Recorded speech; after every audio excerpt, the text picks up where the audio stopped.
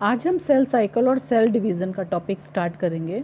तो जितने भी लिविंग ऑर्गेनिज्म होते हैं, चाहे वो कितने भी उनकी लार्ज साइज़ हो, कितनी भी ह्यूज बॉडी हो, वो अपनी लाइफ जो स्टार्ट करते हैं वो एक सिंगल सेल से ही करते हैं।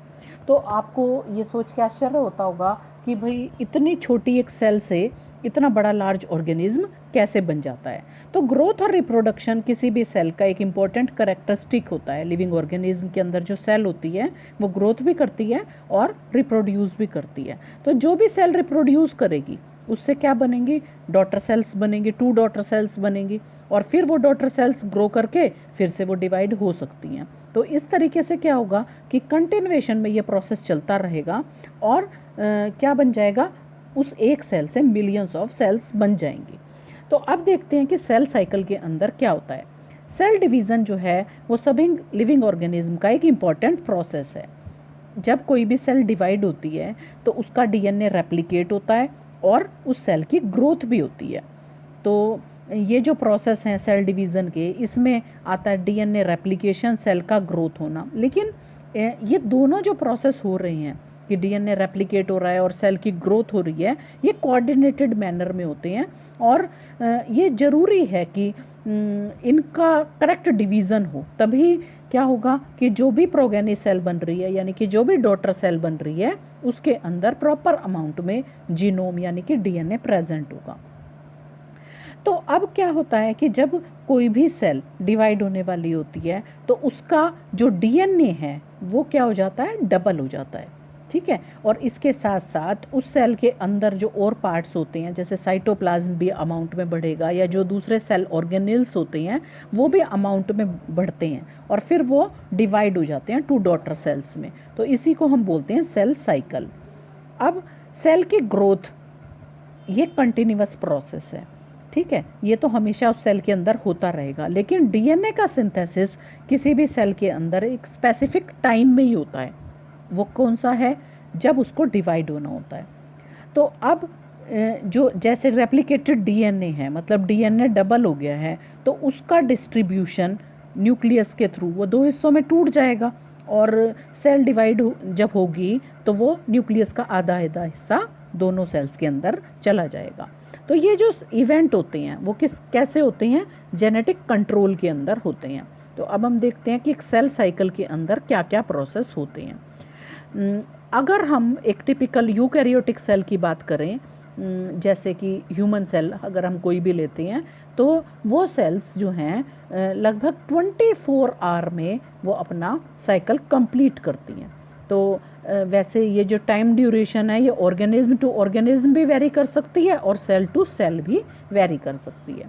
एग्जाम्पल के लिए जैसे यीस्ट है, तो उसकी सेल जो है उसका सेल साइकिल 90 मिनट का होता है। 90 मिनट में वो एक सेल से 2 सेल बन जाती हैं। तो सेल के साइकिल को की 2 स्टेजेस होती हैं। अब वो 2 स्टेजेस कौन कौन सी हैं, एक तो ये दिख रही है आपको ब्लू कलर से, जिसको हम बोलते हैं M phase. M phase means mitotic phase, मतलब एक्चुअली सेल इस टाइम पर डिवाइड होगी, और बाकी की ये जो सारी है ये होती है इंटरफेज। ठीक है, तो एम फेज क्या रिप्रेजेंट कर रही है, जब एक्चुअली सेल डिवीजन हो रहा है, और इंटरफेज क्या रिप्रेजेंट कर रही है, इंटरफेज रिप्रेजेंट कर रही है कि 2 एम फेज के बीच के टाइम को। जैसे एक सेल है, पहले मान लो वो डिवाइड हुई, फिर वो ग्रोथ होगी, तो ये वाला टाइम पीरियड क्या करेगा, सेल डिवीज़न के बीच की स्टेज को दिखाएगा। ठीक है, तो अगर जैसे हमने कहा कि ह्यूमन बीइंग की जो सेल है वो 24 आवर में क्या हो रही है, डिवाइड होती है, तो ये जो एक्चुअली उसके डिवीज़न का टाइम है वो यहाँ पर मान लो उसके डिवीज़न चल रहा है, तो ये लगभग कितना होता है, 1 आवर का ही होता है। और बाकी के जो 23 आवर्स होते हैं वो किसके होते हैं, इंटरफेज के होते हैं। तो इस इंटरफेज में ने क्या किया, लगभग सेल साइकिल का 95 जो % जो है टाइम पीरियड वो एक्वायर कर लिया। और एम फेज में क्या होगा, एम फेज में न्यूक्लियस डिवाइड होगा, और न्यूक्लियस डिवाइड होने को हम बोलते हैं कैरियोकाइनेसिस। उसके बाद साइटोप्लाज्म डिवाइड होगा, जिसको हम बोलते हैं साइटोकाइनेसिस। और ये जो इंटरफेज होती है ये क्या है, ये एक तरीके से रेस्टिंग फेज है, जिसमें वो सेल खुद को डिवीज़न के लिए प्रिपेयर कर रही होती है। इस बीच में उसको वो अपने डीएनए को डबल भी करेगी और साथ साथ उसका साइटोप्लाज्म भी अमाउंट में बढ़ेगा। तो अब इस इंटरफेज को हम किस में कर सकते हैं, 3 पार्ट्स में डिवाइड कर सकते हैं। यहाँ पर हमें ये 3 पार्ट्स दिखाई दे रहे हैं, G1, S और G2। अब G1 क्या, गैप 1 होता है ये किस चीज़ के बीच की स्टेज है? G1 फेज आती है जो हमारा ये माइटोटिक यानी कि सेल डिवीज़न के बाद की जो स्टेज है, ठीक है। तो सेल डिवीज़न के बाद ये वाली स्टेज आती है और सिंथेसिस फेज के यानी कि माइटोसिस यानी कि M फेज और S फेज के बीच का टाइम पीरियड क्या हो गया, G1 फेज, ठीक है। और इस G1 फेज में सेल जो है वो मेटाबॉलिकली एक्टिव हो जाएगी और ग्रोथ करेगी, लेकिन इस बीच में उसका डीएनए सिंथेसिस नहीं होगा, डीएनए रेप्लिकेट नहीं होगा। लेकिन जब एस फेज आएगी यानी कि ये वाली सेकंड फेज जब आएगी तो इस सेकंड फेज के अंदर उसका डीएनए जो है वो डबल हो जाएगा।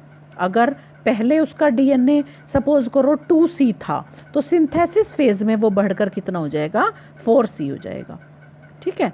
लेकिन क्रोमोसोम नंबर में कोई फर्क नहीं पड़ेगा, जितने पहले होंगे उतने ही उसके बाद होंगे। However, there is no increase in the chromosome number, समझ रहे हैं? तो डीएनए क्या हो रहा है, इसमें डबल हो रहा है। अच्छा, अब देखते हैं G2 फेज क्या है। तो एस फेज के बाद, एस फेज में पहले चीज़ें क्या क्या चीज़ हो गई है, डीएनए रेप्लिकेट हो गया और साथ साथ साइटोप्लाज्म के अंदर जो सेंट्रियोल पड़ा होता है वो भी 2 हिस्सों में टूट जाता है, मतलब सेंट्रियोल भी डबल हो जाता है। और अगर G2 फेज की बात करते हैं तो G2 फेज के अंदर प्रोटीन सिंथेसिस होता है और सेल अपने आप को पूरी तरह से तैयार कर लेती है, किसके लिए, डिवीज़न यानी कि M फेज के लिए। अब देखते हैं M फेज में क्या होगा। अब एक चीज़ और बताने की है इसमें कि बहुत सारी सेल्स ऐसी होती हैं अडल्ट एनिमल्स में जो क्या करती हैं, जो डिवीज़न नहीं करती, जैसे कि हमारे हार्ट की सेल्स हैं वो डिवाइड नहीं होती, या बहुत सारी ऐसी सेल्स भी हो सकती हैं जो क्या करें, अपनी इस कैपेबिलिटी को, डिवीज़न होने की कैपेबिलिटी को लॉस्ट कर दें, ठीक है। कोई उसमें चोट लग सकती है या सेल की डेथ हो सकती है, तो तब वो सेल G1 फेज में एंटर ना करके किस में एंटर कर जाती है, G0 फेज में। G0 माने क्वेशंट स्टेज होती है ये, यानी कि इनएक्टिव स्टेज में ये एंटर कर जाती है। इसमें वो सेल मेटाबॉलिकली एक्टिव रहेगी लेकिन डिवाइड होने की उसकी कैपेबिलिटी नहीं रहेगी, ठीक है। तो ये रिक्वायरमेंट पे डिपेंड करता है कि किसी भी सेल को किस स्टेज में जाना है। अब ये हमने पढ़ लिया कि भाई इंटरफेज में क्या क्या हुआ, और M फेज हम आपको कल के टॉपिक में बताएंगे।